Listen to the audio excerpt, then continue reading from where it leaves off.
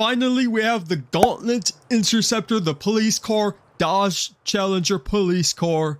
Probably the car I was most looking forward to in this whole update.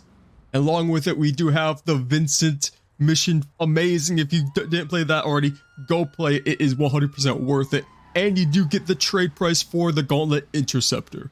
So how do you get this vehicle? So you can either buy it straight out for the buy it now price, which will cost you $5,420,000. Rockstar, I know what you did there. I see what you did there. Or if you complete the slush fund mission as part of the Cluckenbell Farm raid with Vincent, you will unlock the trade price and be able to buy it for $4,065,000, which is actually a pretty big difference.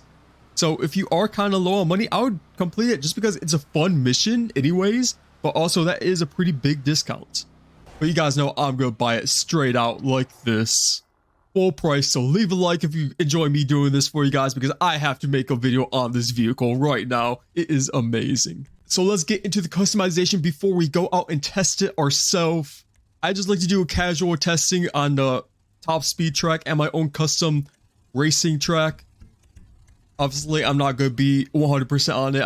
I'm just a casual player, so this is for the casual players. If that is you, this guide will be amazing for you because I'm just testing it like how most of you would.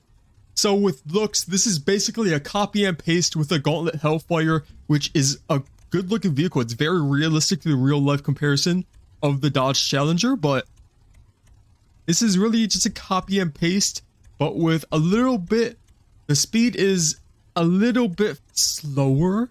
I didn't find much of a difference between the two, but obviously the main difference is being a police vehicle, and you can black this thing out and get the modded police lights on top of this. Very cool upgrades for this vehicle and secret upgrades you can do with this vehicle like the other police cars you can do.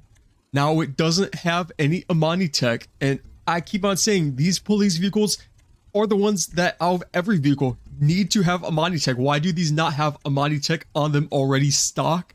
I have no idea why. It is a police interceptor vehicle. It should have armor, it should have bulletproof windows, but instead we get those on sports cars but not actual police vehicles. So that's kind of interesting. But other than that, all the upgrades are pretty decent. It's still a police vehicle, not the most amount of upgrades, but the upgrades this car does have are amazing. It has blacked out headlights, blacked out rear headlights. Those are some stuff we never see on any car in GTA Online, but this one has it. That is the main reason why this one is. Just get this one, even if you don't care about the police vehicle. Get this one instead of the regular Hellfire, because the ability to fully black this thing out is amazing, and it has some pretty good other rim types. Again, you have the police lights, or you could take away the police lights altogether if you wanted to. I mean, by far my favorite thing about this vehicle is the ability to put a panel over the front headlights and make this thing a total stealth police vehicle, which is what I am doing with this one, because that I made a video on how I get the other stealth vehicle, but this one takes it up to a whole different level, which this one is 100% worth it to me just for that reason alone, to make this thing fully stealth. Again, the stock rims, nothing too special, and you can't change the color of them, so change the rims if you want to change the color of them. And you have the 3 different light options, but again, you can get the modded ones that I'll be showing you guys in a few videos after this, so you can do all the secret upgrades on this like the other police vehicles. Now let's get into the actual testing of this vehicle. So hopping into the testing, I have fully upgraded this thing. Again, no how special works, no Amani tech, so this is the stock speed for everyone on Xbox and PC and PS5. Now this is actually a little bit slower than the regular Gauntlet Hellfire. This police car, for some reason, is slower than the regular stock version of it, which is interesting from Rockstar, because this is a police vehicle. It should be faster in theory, but it's not. This has a top speed of 116 miles per hour, while the Gauntlet Hellfire actually has a top speed of 121 miles per hour, so a little bit faster, even though it is a little bit older, but technically these two are the same exact car in game, even though this one is kind of newer. They both are the same model of the Gauntlet in GTA Online, so that's why The regular Gauntlet Hellfire is a little bit faster than this, but it shouldn't be too big of a difference. And just for skill, let's put that up against the fastest muscle car in the whole game, which is actually the Weevil Custom. It's kind of crazy. This should not be on this list, but it is. It is the fastest muscle car in a straight line, at least. Around the track, it might be kind of different. It doesn't have the best traction, but average top speed, it's going to get 128 miles per hour at most. That is the fastest muscle car in GTA Online.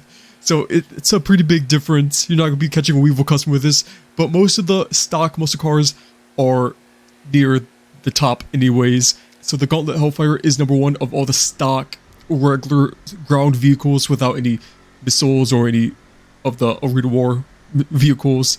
So the Gauntlet Interceptor is not that far behind it, only about 5 miles per hour behind the regular Gauntlet Interceptor, so not that big of a difference. In races with a lot of straights, you are going to be beat, but it should be pretty close enough to where it doesn't matter in the long run, and especially in free mode, it will not matter at all. But yeah, nothing's ever going to beat the Weevil Custom. The Weevil Custom has its crown all the way at the top, and it will keep it forever. I'm calling it right now. If you just want the fastest vehicles in the game, this car isn't for you. If you would like customization, if you want the police vehicle, if you want rare vehicles, special vehicles, and probably expensive vehicles that probably most people won't have the money to spend this on, and people won't complete the mission. If you want to have a vehicle that's just special altogether, this vehicle is for you. This is a great vehicle to have, especially one of the best police vehicles we have the whole game now. You're going to be seeing a lot of it now in free mode, with role players going around, driving this vehicle, pulling up behind you. And as well, be nice to them, don't blow them up. At least wait until they get out to blow them up. Come on, don't blow up their vehicle. This car is way too special for that, way too good looking. And that's why I think this car is 100% worth it. If you got this far into the video, please like it, leave a like, and subscribe to see whatever video I make next.